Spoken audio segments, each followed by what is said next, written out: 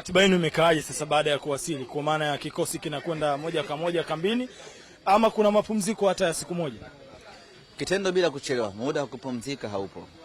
Na ukiangalia mechi jana tumecheza kwa kutumia energy kubwa sana, dakika 120.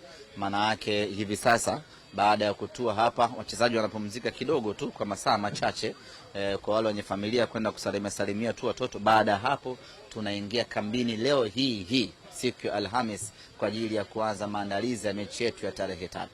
Tuzo zote mmezibeba, mjaacha hata moja kwa mtani wenu. Ni tafsiri halisi ya kuwa na timu bora. Ukiwa na timu bora maana yake wanatakiwa wachukue kila kitu. Tuna timu bora, ndio maana tumepata tuzo ya kocha bora Steven Becker.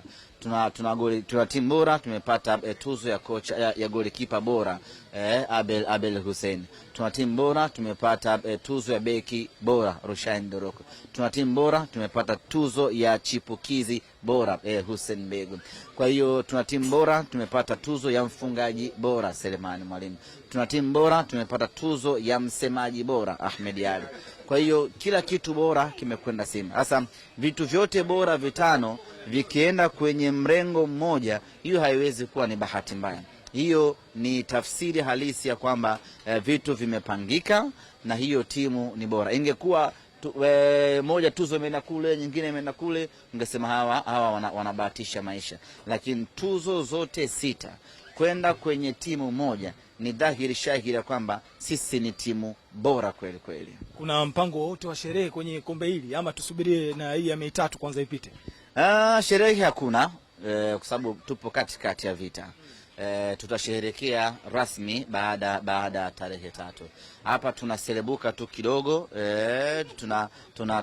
tunajimwaga lula hapa.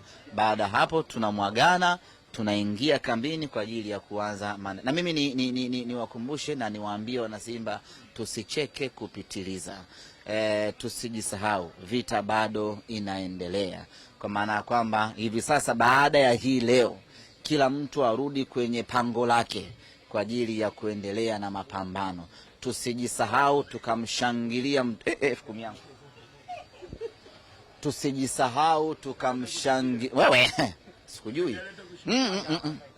Tusijisahau tukamshangilia Muungano, tukasahau alama 3 za tarehe 3. Kwa hiyo leo hii ndio mwisho wa sherehe zetu za kombe la Muungano, za ubingwa wa Muungano. Baada hapa kila mtu arudi chaka, twende tukaendelee na mapambano.